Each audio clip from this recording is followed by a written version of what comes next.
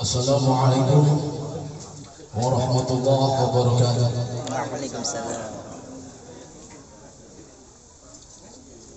Innal hamdalillah ala kulli nikmatillah. Wassalatu wassalamu ala Rasulillah Muhammad ibn Abdillah wa ala alihi wa sahbihi wa mawalah amma ba'da. Qala Allah ta'ala fi kitabihil karim. A'udzu billahi minasy syaithanir rajim. Bismillahirrahmanirrahim. Wa'bud rabbaka hatta ya'tiyakal yaqin. Shadaqallahul adzim. Hadratil mukarramun yang sami-sami kula muliakan.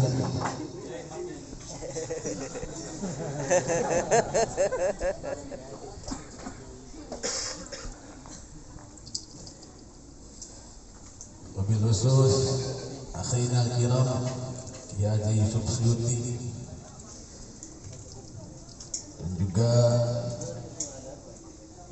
Ketua MWC, Sekretaris dan juga bendahara yang kumpul semua. Yang saya hormati Sohibul Wilayah Ustaz Rudi dan semua CS-nya. Saya hormati Ustaz Ja'far Shodiq dan semua para murid dan jamaahnya. Dan yang saya hormati pembawa acara yang mudah-mudahan diberikan kesehatan. Amin, amin. Amin, amin, amin, amin. Dan yang saya hormati dan saya sayangi semua sahabat-sahabat Ansor, sahabat-sahabat Banser, para rijalul ghaib, orang-orang yang keikhlasannya ditata dan digembleng. Karena nggak mungkin dia mau jadi Ansor, nggak mungkin dia betah di Banser kalau di dadanya tidak ada keikhlasan. Kalau di dadanya tidak ada niat berkhidmat lillahi ta'ala. Karena di Ansor di Banser itu gak ada gajinya, gak ada bayaran. Makanya sangat luar biasa kalau anak-anak muda di tengah hiruk pikuknya zaman yang serba gemerlap, serba dibuka semua peluang-peluang sains teknologi, dibuka lapangan-lapangan bisnis, tapi masih banyak di antara pemuda-pemuda kita yang tetap setia berkhidmat, mengawal agama, mengawal para ulama tanpa pamrih. Belum tentu kalau saya sebagai Banser mampu seperti itu, karena anak saya banyak, istri saya juga Banyak. bisa dibilang banyak. Sedangkan Banser penghasilannya kalau secara materi, Ansor ya cuma menang seragam doang.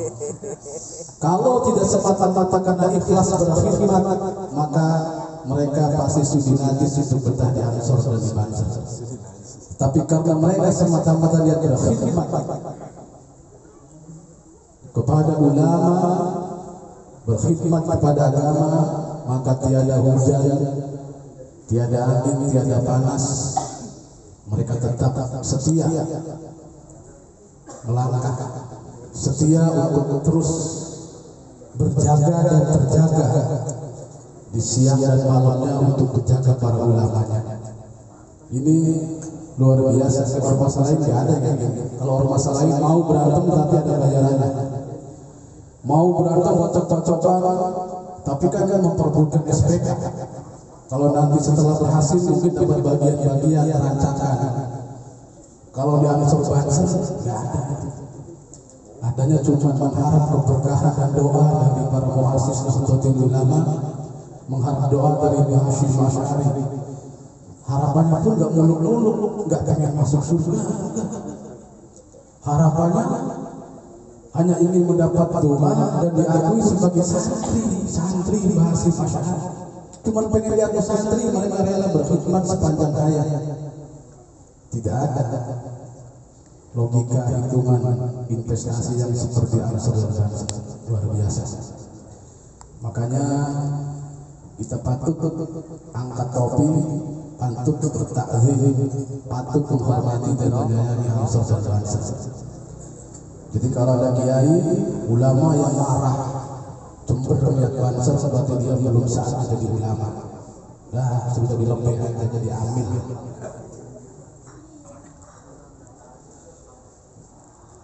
Hadirin rahimakumullah, sesungguhnya ada satu makalah dari ulama besar, kun alim, atau dalam aksara yang lain kun ma'allah, kun ono asih sama Allah, dari wong sing bisa ketemu sama Allah, bersama Allah, hidup mati untuk Allah, usul kepada Allah. Jadi jadilah kamu orang alim yang selalu bersama Allah. Jadilah kamu orang alim yang mukhlisina lahu-d-din, yang wala na'budu illa iyyah, orang yang sudah usul kepada Allah. Dan jika kalian tidak bisa, maka wa illam yakun ma'allah fakun ma'aman ma'allah, maka bersamalah kalian dengan orang-orang yang sudah bersama dengan Allah. Jadi kalau kita belum mampu usul dengan Allah, kalau kita belum mampu bermakrifat ta'rifillah kepada Allah, maka kita bersama dengan orang-orang yang sudah arifillah. Bisa kita menjadi muridnya, menjadi santrinya, atau bisa kita menjadi kesetnya, bisa menjadi sendal jepitnya, kita bisa menjadi pelayannya. Dan kalaupun itu kita nggak bisa, fa in lam yakun ma'aman ma'allah fakun nasru ila man ma'allah. Kalau kalian nggak bisa menjadi murid seorang arif billah, kalau kalian nggak bisa menjadi pelayan seorang arif billah, kalau kalian tidak bisa menjadi seorang salik atau suluk seorang ulama yang sudah ma'rifat billah, maka minimal yang paling dasar adalah jadilah penolong bagi orang yang bersama dengan orang-orang yang sudah bersama dengan Allah.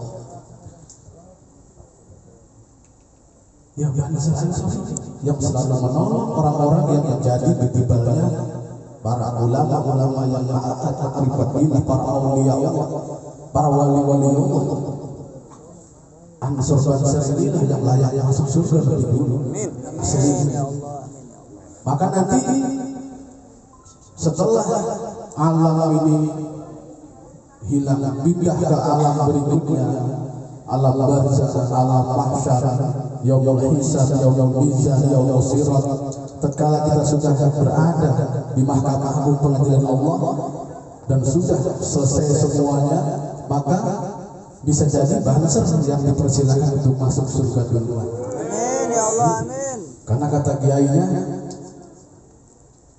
disuruh, silahkan kau adalah min ahlil jannah, silahkan kau masuk surga. Maka kata kiai, saya cek dulu suruh Bansar.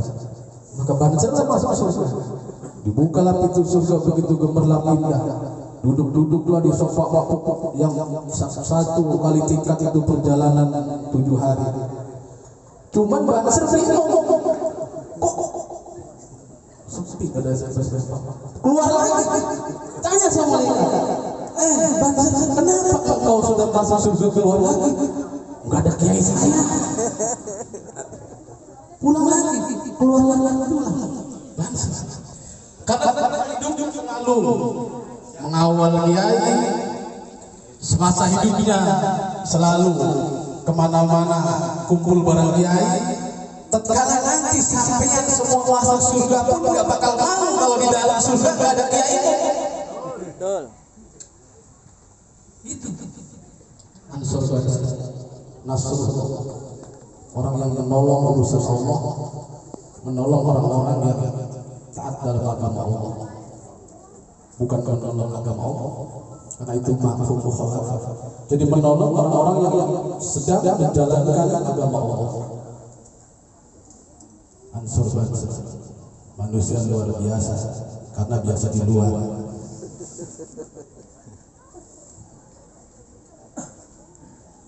Hadirin rahimakumullah. Sesungguhnya kita yang sebagai pengurus NU, pengurus ranting, pengurus FWC, pengurus PC, pengurus PW, pengurus PP sekalipun belum tentu kita mendapatkan keberkahan seperti Ansor Banser.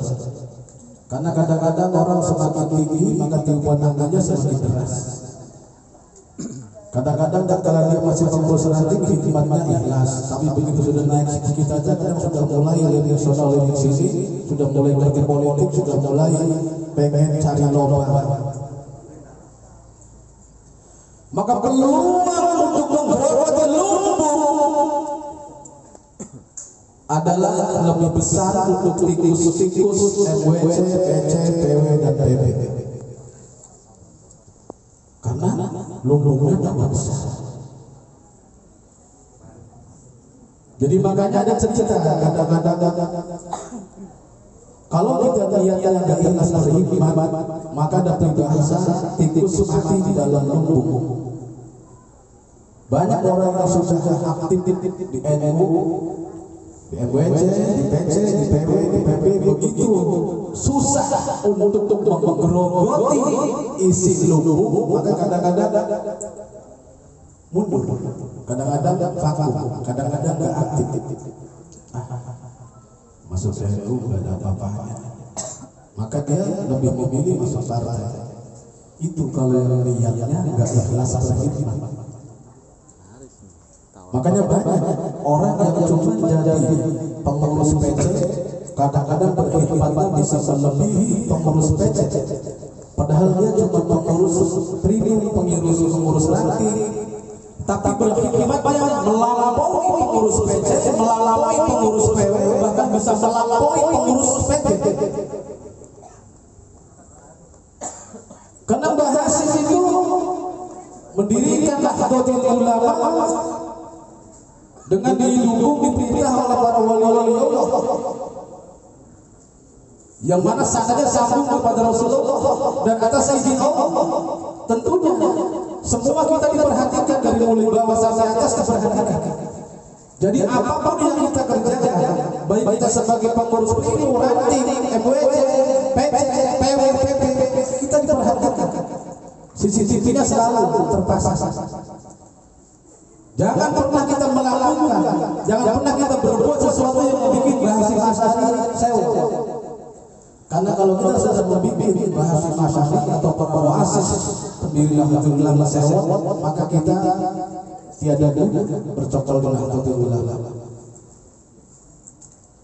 Jangan pernah membuat para asis Nahdlatul Ulama enggak terluka, terhina, dipermalukan oleh kita para pembenci. Karena kalau kita masuk ke Nahdlatul Ulama hanya untuk mempermalukan Nahdlatul Ulama, maka kita yang disebut tikus yang menggerogoti tembok-tembok lumbung, atau kita sebagai ikan yang memaksa ikan-ikan yang berada di dalam kolam, atau kita sebagai tanaman makan pagar. Jadi sekecil apapun jabatan kita, sekecil apapun Nahdlatul Ulama, gak penting. Kalau niat kita berhikmat dengan ikhlas, maka keberkahan luar biasa. Tapi setinggi apapun jabatan kita di Nahdlatul Ulama, kalau kita tidak berhikmat, kalau kita tidak ikhlas berhikmat, maka kita tidak akan mendapat apa-apa dari Nahdlatul Ulama. Nauzubillah summa nauzubillah. Maka Nahdlatul Ulama ini adalah jamiah kerama. Kalau kita main-main di NU, kita akan kalah. Kalau kita merusak nama baik NU, kita akan terusir dengan sendirinya. Kalau kita mencari nafkah di Nahdlatul Ulama, maka kita akan ditutup pintu-pintu keberkahan rezeki. Jangan coba-coba. Tapi kalau kita ikhlas berkhidmat, maka insya Allah akan Allah bukakan 70 bahkan 700 pintu peluang-peluang berkah. Silahkan kalian belajar dari sejarah-sejarah para muassis, sejarah-sejarah para ulama-ulama Nahdlatul Ulama yang terdahulu. Mereka banyak yang mengorbankan tanah, sawah, tabungan sebagainya buat Nahdlatul Ulama. Dan lihat anak keturunan mereka, semua nggak ada yang kelaparan, semua nggak ada yang terhina, semua mendapat derajat mulia, semua mampu menjadi obor-obor gelang-gelang malam, semua mampu mendirikan pondok-pondok perguruan-perguruan dan nasab serta mereka berberkah dengan barokah dari doa basyir. Jadi kalau kita ingin merubah anak cucu kita ke depan, kalau kita ingin merubah nasab turunan kita, kalau kita ingin merubah sanad anak turunan kita, maka perbaik-baiklah kalian yang Nahdlatul Ulama. Maka berkhidmatlah yang ikhlas Nahdlatul Ulama. Kalau tidak, kalianlah yang akan merusak anak turunan ke depan. Nahdlatul Ulama. Hadirin rahimakumullah. Maka seperti yang tadi sudah diterangkan oleh Ketua IPC, bahwa saatnya kita sudah bersatu memang harus, karena Nahdlatul Ulama ini berrumah adalah rumah, bangunan rumah, di mana bangunan rumah kalau pengen nyaman dihuni maka dia harus ada atapnya, harus ada jendela, harus ada pintunya, harus ada tengah rumahnya, harus ada pelatarannya, harus ada pintu gerbangnya. Maka rumah kita akan susah untuk dijebol oleh maling. Begitupun Nahdlatul Ulama, kita harus kuat marwah sebagai atapnya. Sebagai atapnya adalah marwah dari Nahdlatul Ulama. Sebagai ruangan tengah adalah para pengurus Nahdlatul Ulama, baik struktural maupun kultural. Pintu-pintunya adalah para lembaga-lembaga, sementara pintu gerbangnya adalah Ansor Banser. Karena sebelum maling masuk ke dalam rumah harus melewati pintu gerbang. Dan sebelum orang luar ingin mengacak-acak, mengobok-obok Nahdlatul Ulama, maka mereka harus siap dan berani untuk berhadapan dengan para Ansor dan Banser di seluruh Nusantara. Jangan sampai pintu gerbang ini rubuhin sendiri. Jangan sampai pintu gerbang asik menjaga dirinya sendiri. Kalian penjaga rumah Nahdlatul Ulama, lembaga sebagai jendela-jendelanya, kalian sebagai pintu gerbangnya. Jangan rumah kita bersama. Jadi Ansor adalah pintu depan, Banser pintu gerbang, NU yang punya rumah. Artinya Banser harus tunduk patuh kepada Ansor, karena Ansor lah yang sudah berkembang biak menjadi Banser. Makanya barisan Ansor serbaguna. Jadi Ansor itu bapaknya, Banser itu anaknya. Makanya kalau kalian nggak mau disuruh-suruh sama Ansor, dia jadi Ansor, jadi Banser. Dan kalau kalian gak bisa ngatur, gak bisa berakhlak, gak bisa memimpin, gak bisa memodalin, gak bisa ngasih kopi, gak bisa ngasih rokok kepada Banser, jangan jadi ansor. Nah masa bapak minta sama anak? Gak lucu. Anak lah yang ngasih sama anak. Bapak lah yang ngasih sama anak. Jadi kalau ansor punya kegiatan, jangan minta sama Banser. Kalau Banser punya kegiatan, boleh minta sama ansor. Nah nanti ansor kemana mintanya? Ansor mintanya kepada bapaknya, yaitu MWC.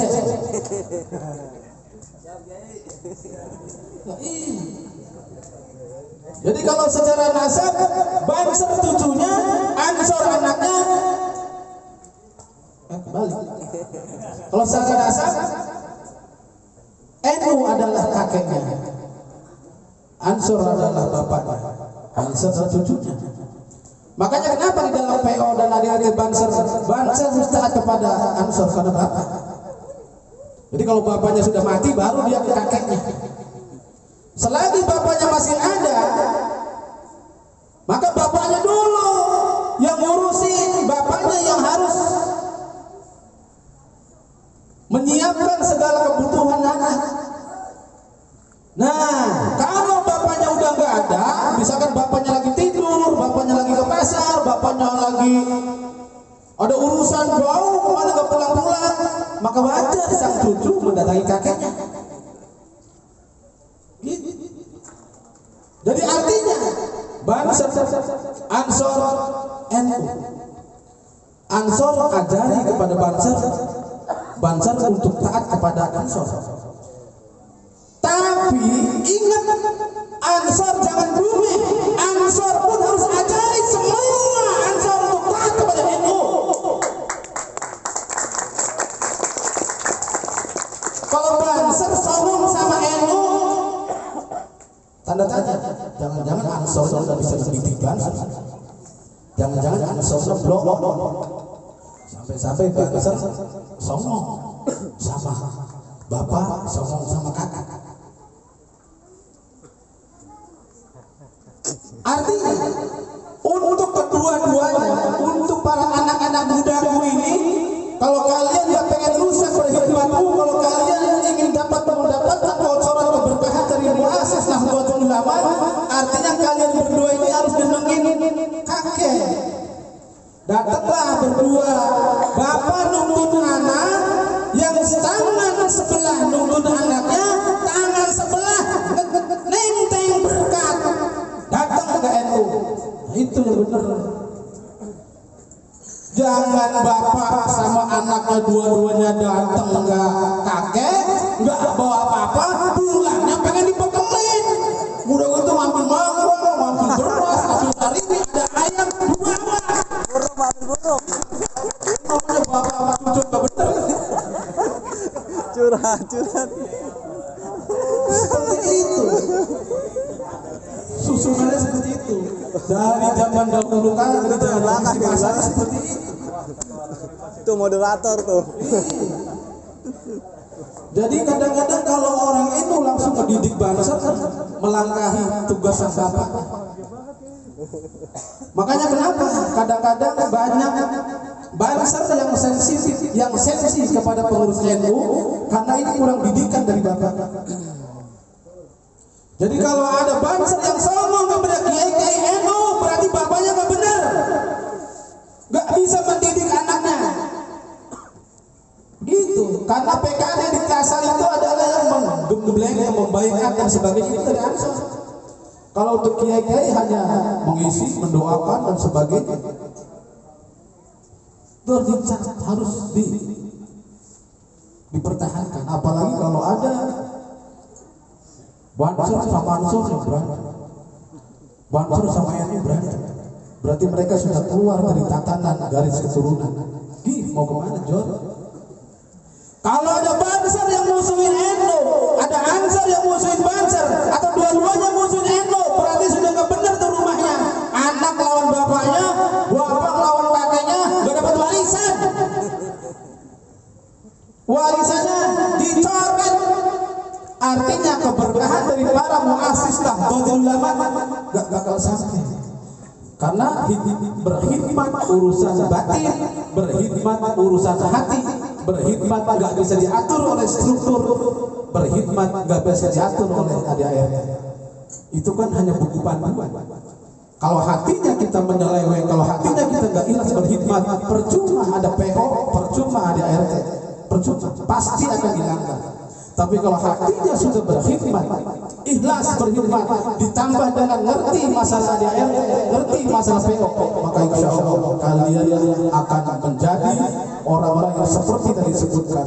Kun ma'allah, wa illam takun ma'allah, faqul ma'aman ma'allah, wa illam takun ma'aman ma'allah, faqul nasru ma'aman ma'allah.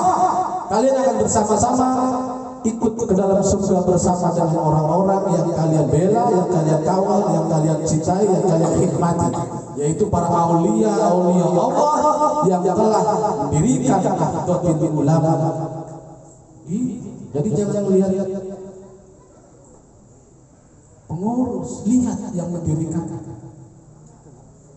Apalagi di zaman sekarang, sudah saatnya kita sing-singan dengan baju cancok tali wanda, dari mulai yang terbawah sampai yang teratas, dari mulai kakek, bapak sampai cucu, bahkan sampai kepada para selir-selirnya, yaitu muslimat dan padaya, sampai kepada para perguruan itu, para lembaga-lembaga, harus sudah mulai bangkit. Perintah dari para kiai sepuh, bangkitlah kalian untuk menjaga agama dan tanah tempat berbijaknya agama, yaitu di Indonesia ini, bumi pertiwi. Dan sudah saatnya kalian bangkit melawan serangan baik di dunia nyata maupun di dunia maya. Serangan dari darat, dari laut, dari udara, harus sudah terlibat. Perintah Kiai Sepuh, lawan para musuh-musuh Nahdlatul Ulama yang bermedsos. Lawan di setiap pengajian kalian harus ada, di setiap masjid kalian harus pegang. Karena kalau masjid tidak diberikan Nahdlatul Ulama, maka kalian semua akan disingkirkan, kalian semua akan disalahkan, kalian semua tidak akan bisa berkhidmat di masjid kalau yang pegang bukan orang-orang yang masuk ke Nahdlatul Ulama, atau orang-orang yang berafiliasi kepada Nahdlatul Ulama, atau orang-orang yang tidak mendukung Nahdlatul Ulama. Apalagi kalau masjid dikuasai oleh para musuh-musuh NU, maka susah. Siapa musuh-musuh NU? Ini orang-orang yang melarang Yasinah, yang melarang tahlilan, yang melarang Maulid Nabi, yang melarang Isra Mi'raj dengan dalil abal-abal, dengan dalil mondok di bawah pohon toge, dengan dalil yang sangatnya cuma dari Google, dari YouTube, ustaz yang nggak jelas asalnya kemana. Terus kalian diam saja, terus kalian kehidupan teman, kalian dosa.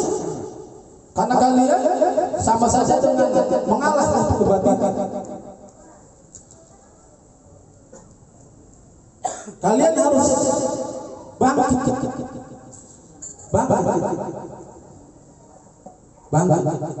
Ansor bangkit, Banser bangkit, NU pun bangkit. Kalau tidak bangkit, kalian akan kejepit. Kalau kejepit, bisa jadi NU di Cikarang Utara akan hilang. Kalau NU nggak mungkin hilang dari bumi ini, tapi tidak ada satupun yang menjaga NU akan pecah di sini. Kalau kalian orang-orang yang sendiri tidak peduli. Dari mereka mudah kok dipatahkan. Saya pernah baca kitab fatwa, Jabul Fatwa yang karangan Al-Baz. Dari mereka untuk mengharamkan Yasinah, mengharamkan tahlil itu hanya memakai mata salah di kaum bahwa barang siapa orang yang menyerupai sesuatu kaum dia termasuk ke dalamnya, seperti disamakan dengan orang yang mengadakan katalan, mengadakan galungan, mengadakan hari-hari dan sebagainya. Hanya ini. Ada lagi satu lagi ulu bintang setiap perbuatan yang tidak diajarkan oleh Nabi kerjakan Nabi itu bintang, setiap bintang pasti itu sesat. Hanya gitu-gitu aja. Maka kalian harus berani untuk melurus apa yang dimaksud dengan tasawuf, apa yang dimaksud dengan bid'ah, harus tahu. Kalau tidak ya susah. Sementara yang tahlil tidak ada satu pun dalil yang mengharamkan tahlil. Silahkan kalian cari dari mulai kitab manapun, duduk Google manapun, ulama manapun. Jadi mereka mengatakan kalau tahlilan diharamkan oleh 4 mazhab itu bohong, kebohongan yang terus-menerus. Kebohongan yang terus-menerus dilakukan dari mulai dulu sampai sekarang. Bohong, tidak ada. Termasuk talqin tidak ada. Karena Rasulullah mentalqin Siti Khadijah ketika meninggal dunia dan Siti Fatimah ditalqin oleh Sayyidina Ali. Baca kitab ada di Kampung Ampar. Gak ada talqin yang dilarang. Bahkan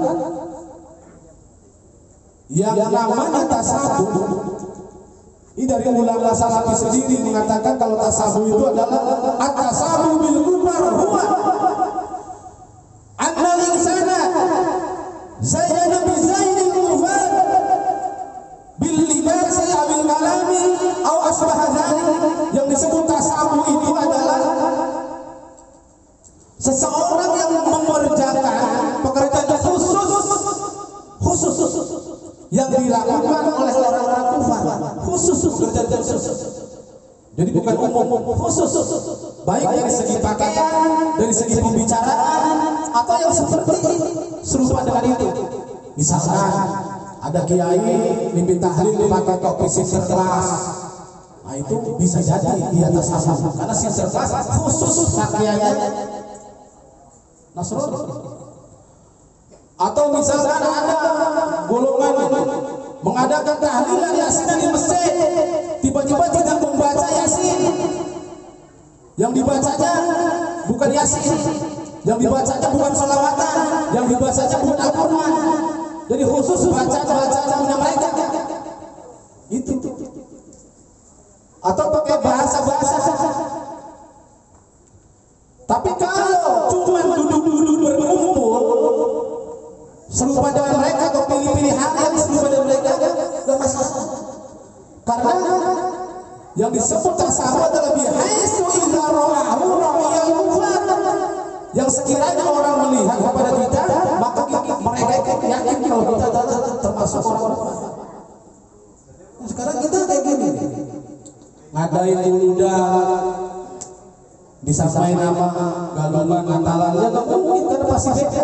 Muludan ada baca sholawatnya, ada hadrohnya, pernah di gereja hadroh, ada sholawatannya, ada membaca Al-Qur'annya Qori, ada tausiahnya isinya tentang agama Islam, ada makan-makannya, ada mahalul qiyamnya.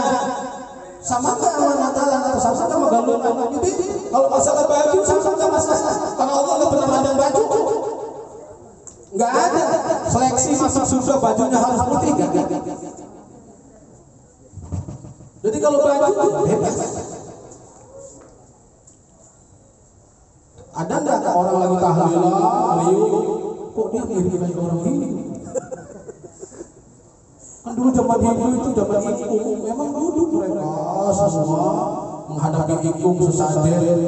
Tapi kan mereka nggak baca berjanji. Mereka nggak baca Buddha, mereka nggak baca Situduror, mereka juga nggak baca salawat, nggak baca Al-Quran. Kalau kita kan baca Al-Quran, ada tausiahnya, ada Situdurornya. Walaupun sesajinya sama, karena manusianya sama. Dulu doyan nasi, sekarang doyan nasi. Dulu doyan kopi, macam-macam, sekarang doyan. Apa kita nggak boleh minum kopi? Bedanya kan kalau dulu pahit, kopi pahit, teh pahit, sekarang harus manis. Tidak mirip dengan orang hidup. Jadi kalau ada orang yang mengatakan orang lagi tahlil loh, tasawuf sama orang hidup, itu orang goblok, kebangetan bodoh. Gak ngerti dia mana yang mirip mana yang enggak. Makanya kita harus luruskan hal-hal seperti ini, terutama ini tugasnya Banser, Ansor.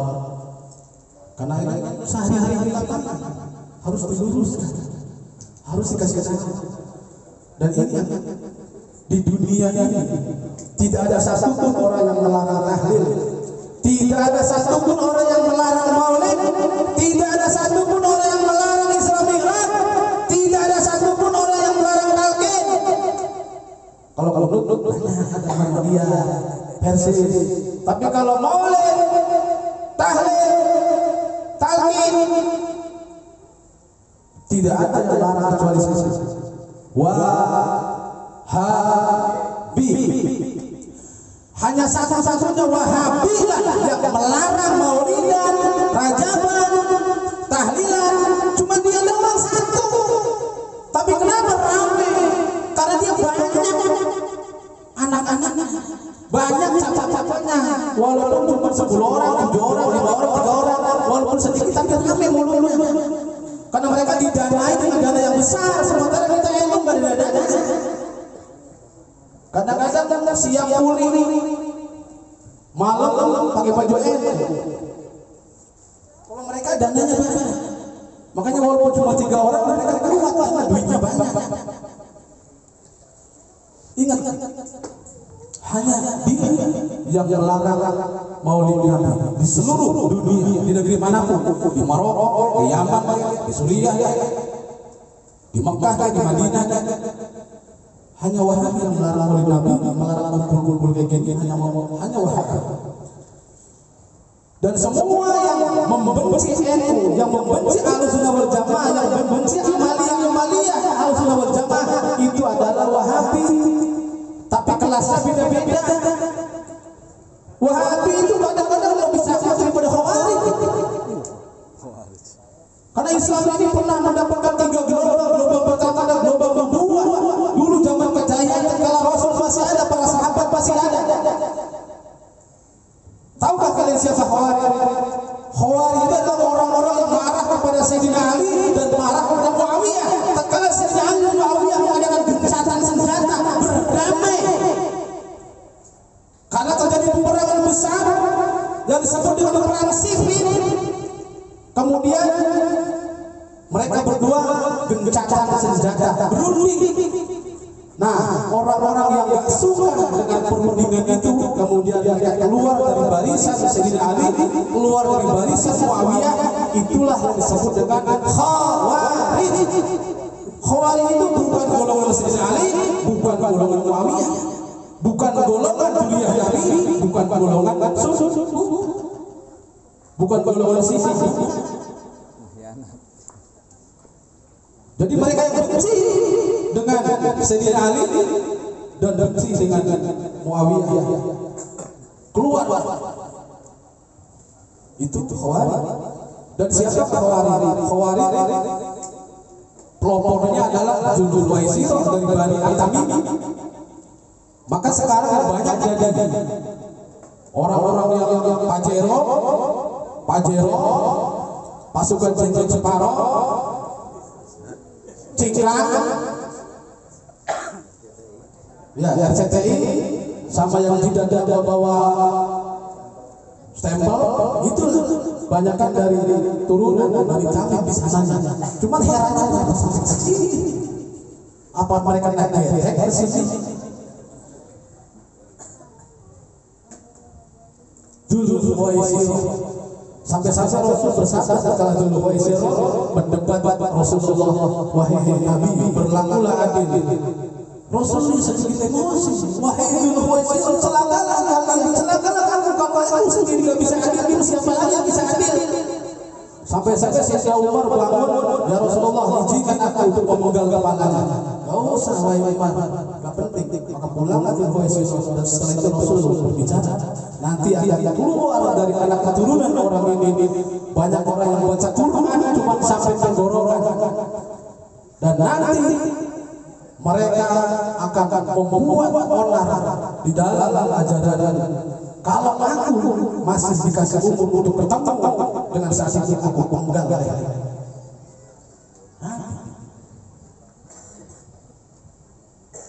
Khawarij. Tapi sekarang ada yang lebih bagus dari Khawarij. Kalau Khawarij tidak pernah mengkafirkan orang. Paling mereka membunuh sahabat-sahabat Nabi dengan dalih mereka sudah keluar dari hukum umum. Nah, kalau zaman sekarang banyak orang-orang yang mengkafirkan orang-orang yang ibadah, mengkafirkan orang-orang yang menjadi ulama, menjadi panutan. Lebih satu dari Khawarij. Terus siapakah mereka yang berakal urat, yang bergerilya di masyarakat sampai membuat panik seluruh dunia, sampai membuat kerusuhan di mana-mana. Banyak negara-negara Timur Tengah yang sudah tangguh keimanannya runtuh lantak rontok karena mereka terbagi menjadi pasukan. Dan sampai kiamat akan terus ada. Yang pertama adalah Wahabi Tadlili. Wahabi Tadlili inilah Wahabi yang mencetak dalil sebanyak-banyaknya.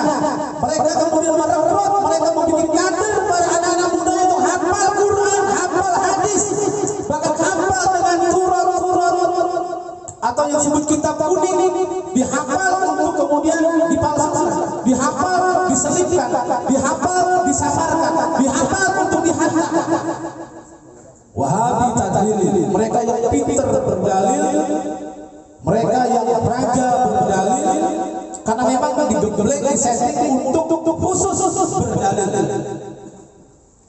Makanya wajar kalau kita walaupun mondoknya 15 tahun, Gus Ali Mustafa mondoknya 12 tahun tapi nggak hafal. Tapi kalau mereka masih kecil saja, umur 12-13 tahun hafal Quran, kalau memang disetting itu nggak salah mereka nggak berakhlak, nggak salah mereka nggak beradab, nggak salah mereka akidahnya rusak. Yang penting hafal Quran untuk menghantam para pemegang Al-Quran. Beda visi-visinya kalau mereka tahfidz, kalau kita tartil. Wahabi Tadlili, banyak mereka membantahkan hadis-hadis fatwa-fatwa ulama Ahlussunnah wal Jamaah. Bahkan sekelas tukang jam sendiri, sekelas penjaga perpustakaan sendiri ditaklidi oleh mereka. Syekh Albani adalah bukan ulama, bukan seorang hafidz, bukan seorang muhaddis, bukan ulama hadis, tapi Wahabi semua bertaklid kepada Syekh Albani.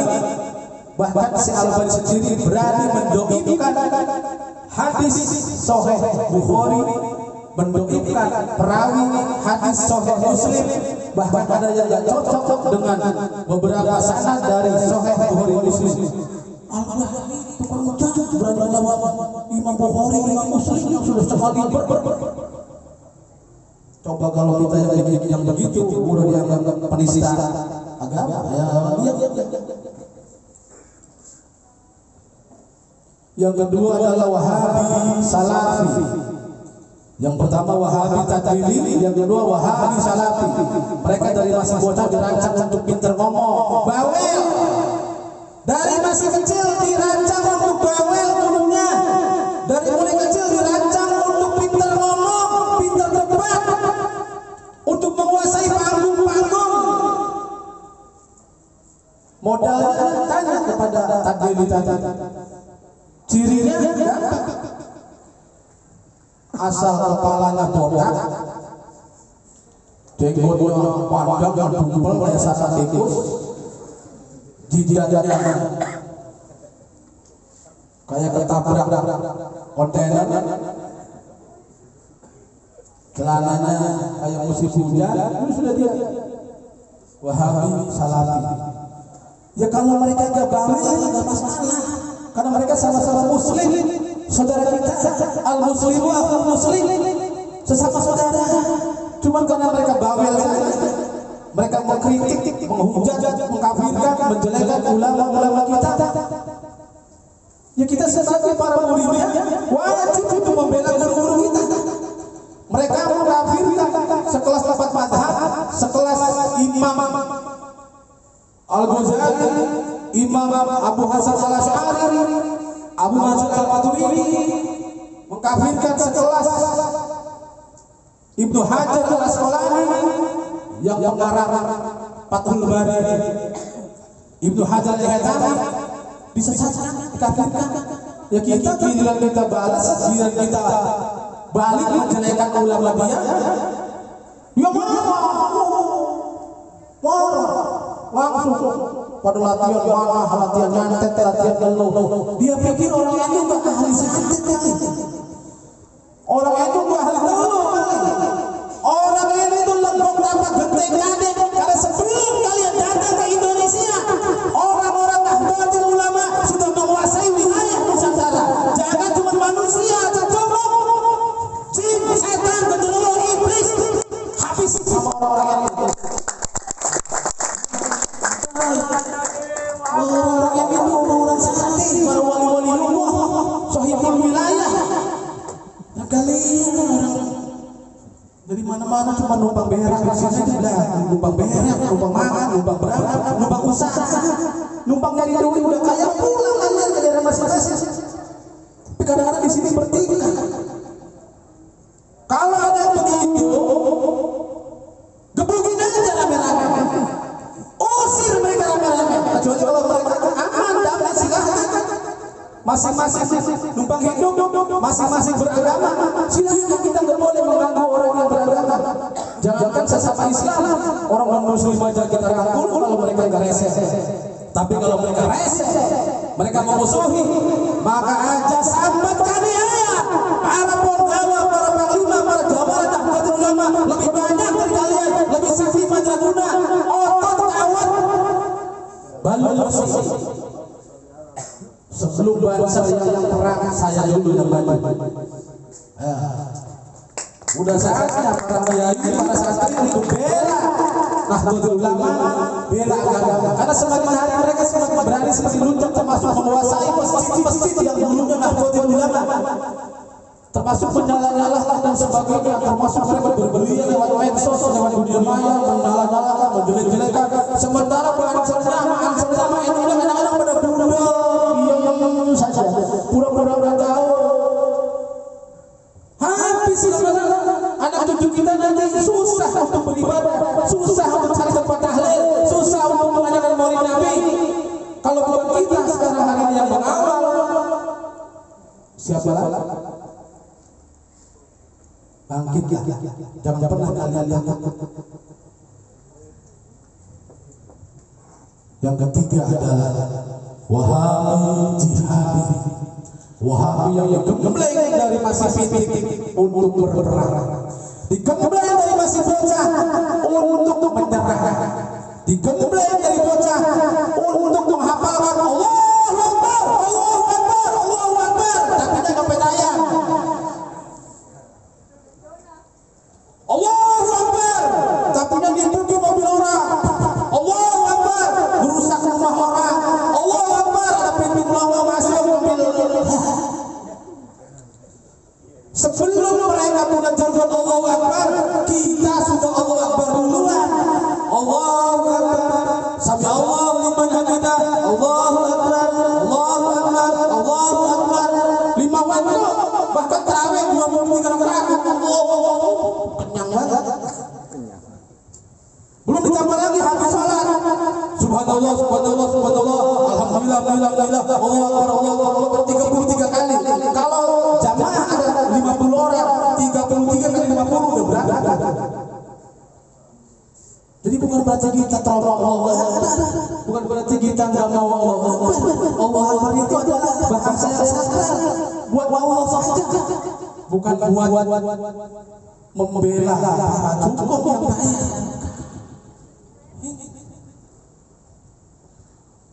Tugasnya Wahabi jihadi untuk bikin bom, ngeracik bom, nyiapin pengantin untuk bunuh diri, kemudian mencari target, cari dana kemana-mana untuk modal meneror. Jadi teroris adalah Wahabi jihadi. Ayo ketahuan, gak usah mungkir loh. Di dalam Wahabi ada namanya Wahabi jihadi yang tugasnya menjadi teroris, mendoktrin, merekrut orang-orang yang awam, orang-orang yang bodoh, orang-orang yang miskin, orang-orang yang pengangguran untuk menjadi teroris.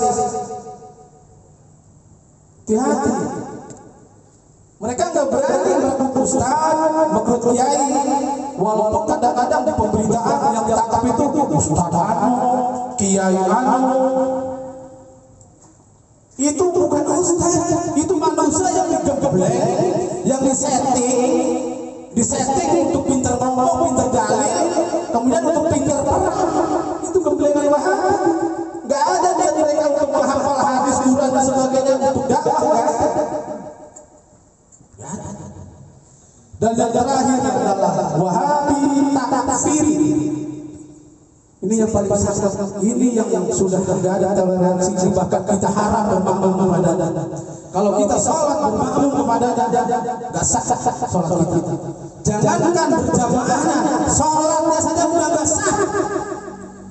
Kalau ada Wahabi takfir jadi imam sholat maghrib, terus kita menjadi makmumnya, berjamaahnya gak sah, sholat maghribnya pun gak sah. Kita harus sholat lagi. Wahabi takfir, yaitu orang-orang yang sering acap kali mengkafir-kafirkan orang Islam, mengkafir-kafirkan orang lain yang berbeda pendapat, mengkafirkan para ulama, maka dia sudah Wahabi takfiri dan kita sudah haram bermakmum kepadanya. Hati-hati ansor para kiai yang anak perempuan apalagi cacat, dan sekali-kali kalian bermantukan orang-orang Wahabi, punya mertua orang Wahabi, punya besan orang Wahabi, mati berdiri. Anak-anakku akan hilang. Anak-anak itu gak bakal ngaku sama kalian. Kalau kalian mati paling ditanyokin. Hati-hati. Tutuplah ruang dan celah mereka. Jangan sampai Wahabi dari mulai terdiri sampai takfiri menjamur di Cikarang Utara. Maka yang paling layak dan yang paling bagus saya dorong para nahdiyin yang ada di blok-blok sofa ini, baik dari bansernya, dari ansornya, maupun dari pengurus, rantingnya, perinunya, MWC-nya, untuk segera tampil di masjid, untuk segera menjadi imam di masjid, untuk segera menjadi pengurus masjid. Karena masjid ini milik umat, bukan milik pribadi. Jadi siapapun yang punya ilmu, punya basic untuk menjadi imam, silahkan jadi imam. Jadi harus dipegang masjid. Ya walaupun boleh jadi ketua DKM, yang minimal jadi pengurus lah. Jangan sampai semuanya dipegang mereka, kita pada mundur pada yang ini. Rata-rata orang itu malas.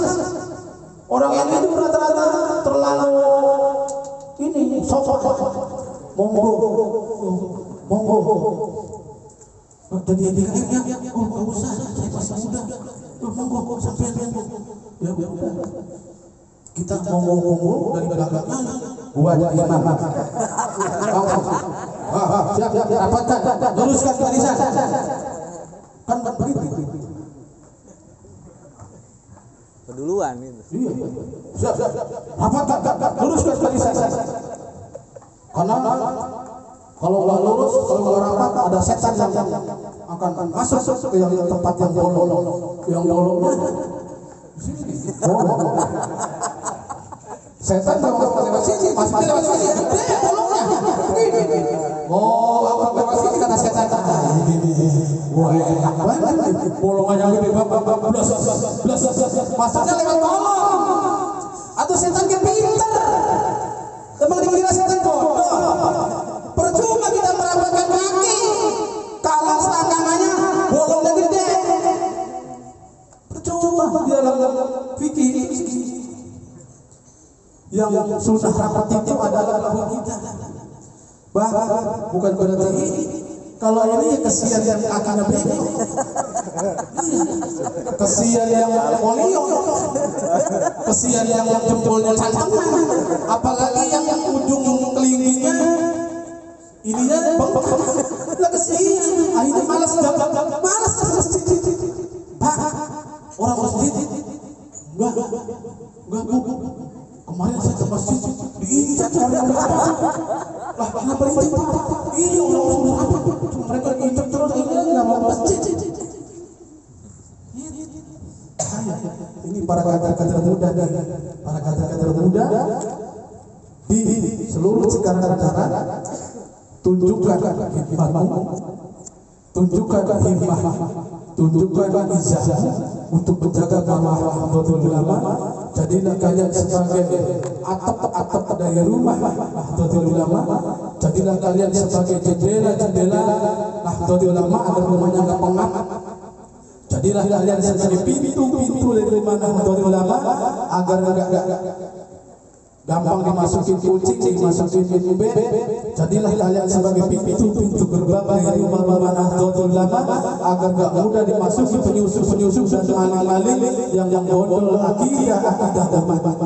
Mudah-mudahan kita semua diberikan taufik hidayah dan inayah oleh Allah sehingga kita bisa melanjutkan kekhidmatan Nahdlatul Ulama ini dengan penuh keikhlasan, kesabaran, serta kita mampu untuk menjaga marwah Nahdlatul Ulama dengan himmah dan izah yang tinggi, dengan menjaga kehormatannya, dengan bersatu padu dan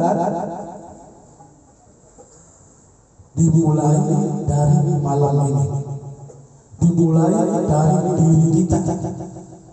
Jangan asal ngemeng. Ayo teman-teman, mari kita berkhidmat. Giliran ada acara yang ada sakit pinggang nggak berangkat. Tunjukkan khidmatmu dari mulai malam ini dan dimulai dari diri kita. Karena kita hidup bareng-bareng. Sekarang kita bareng-bareng ada ansor, hari ini kita bareng-bareng. Lihat besok, lusa kita mati sendiri-sendiri. Modalnya hanya keikhlasan dan dari yang kita berkhidmat. Wassalamualaikum warahmatullahi wabarakatuh.